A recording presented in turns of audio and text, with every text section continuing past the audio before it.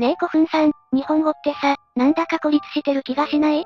英語はヨーロッパの言葉と似てるし、インドネシア語は周りの国と似てるのに。いいところに気がついたな、弥生さん。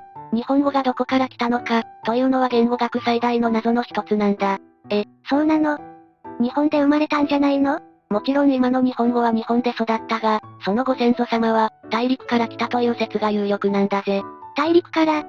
全然想像つかないわ。ぜひ詳しく教えてほしいわ。よし来た。それじゃあ今日は、日流語大陸起源説をめぐる研究の歴史をゆっくり解説していくぜ。まず、大前提の話からだ。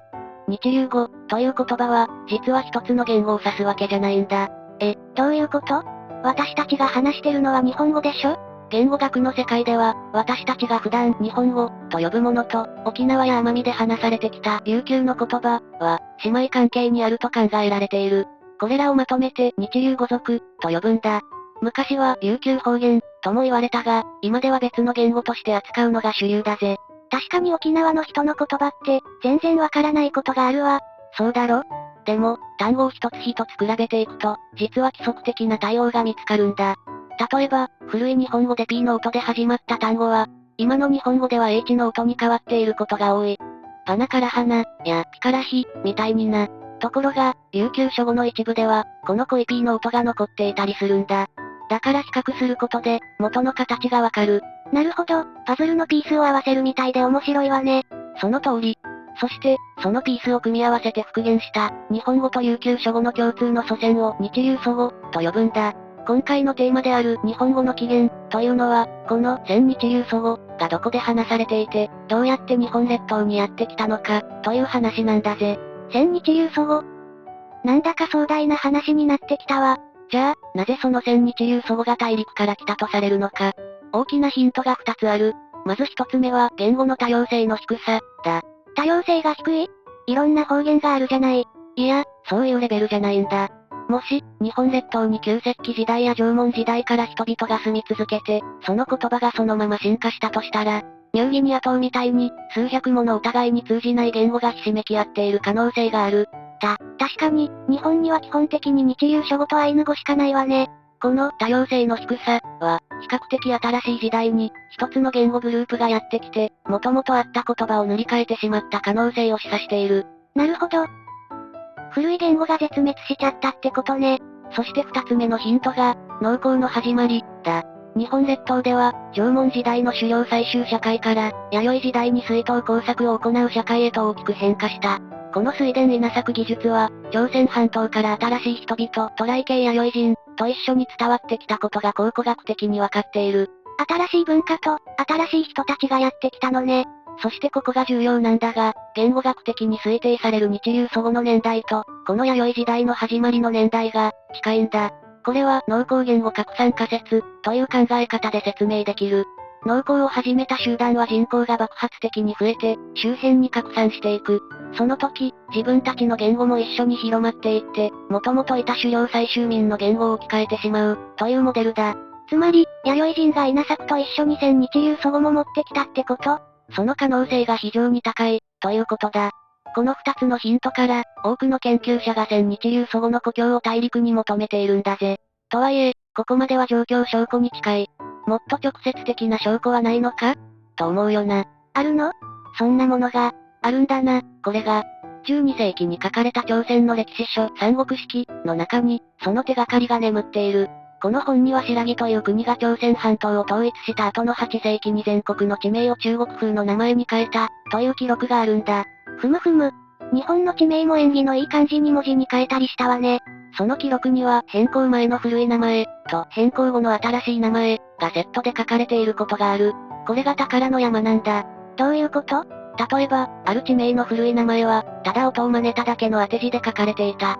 そして、その新しい名前は、意味を翻訳した七つの重なり、という意味の漢字だったんだ。七つの重なり。その古い地名の響きが、なんと、日本語の七重にそっくりだったんだ。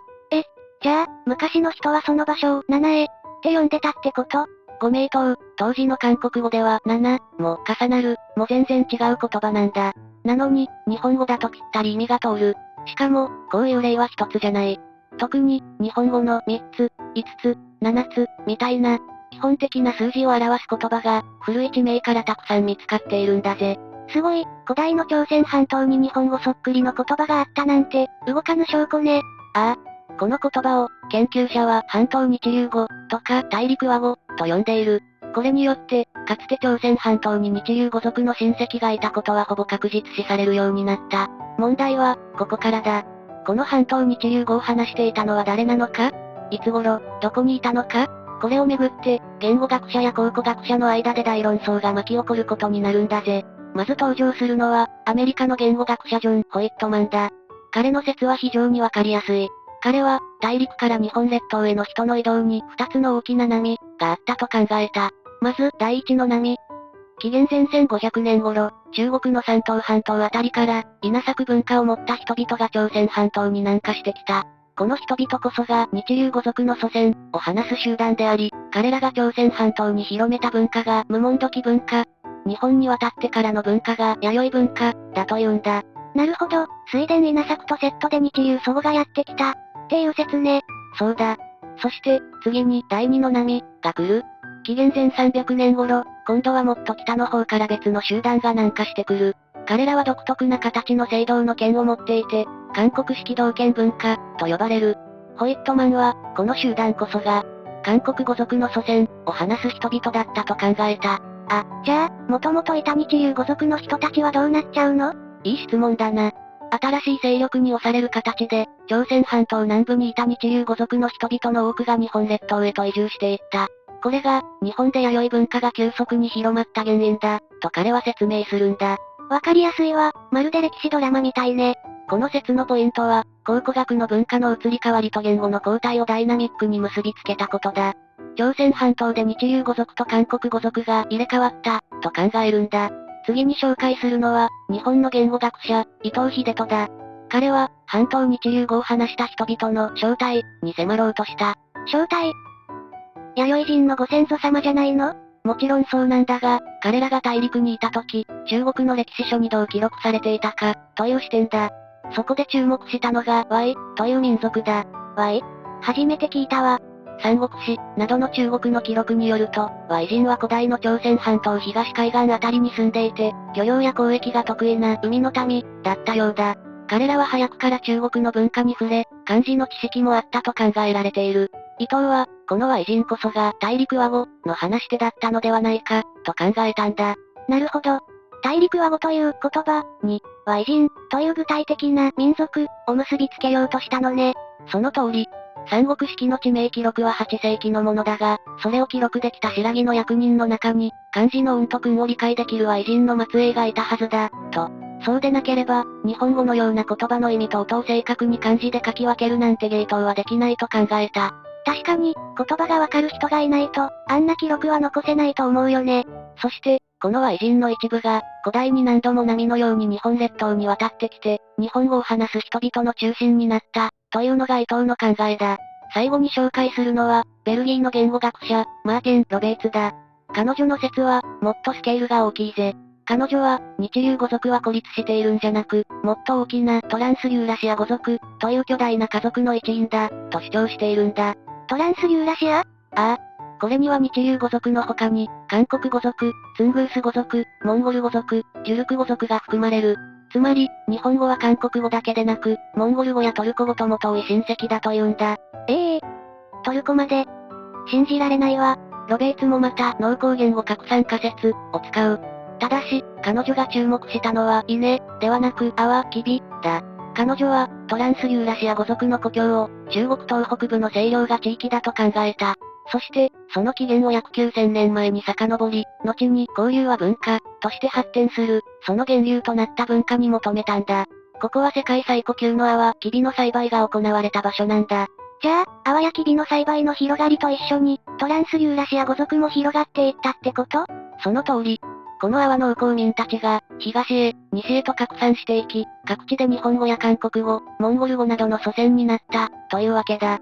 そして、日流語族の直接の祖先は、両東半島あたりまで南下したグループで、そこで山東半島の稲作文化と接触した、と考える。その時に、稲作に関する言葉などを借用したから、日本語には南方系の言語、オーストロネシア語族、と似た単語も少しだけ見られる、と説明するんだ。すごいスケール。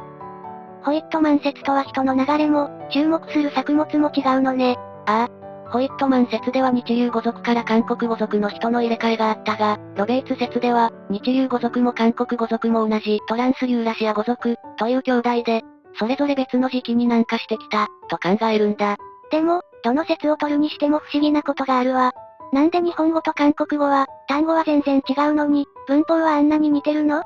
私はご飯を食べる、の語順とか、助詞の、が、の使い方とか、そっくりだよな。そうそう、単語さえ覚えれば、文の組み立て方は似てるから、日本人には勉強しやすいっていうし、これには、言語接触、という現象が深く関わっている。異なる言語を話す人々が、長い間、隣り合って暮らしていると、お互いの言語に影響を与え合うんだ。ロベイツのトランスユーラシア語族仮説が正しければ、そもそも文法の骨格が似ている親戚同士だったことになる。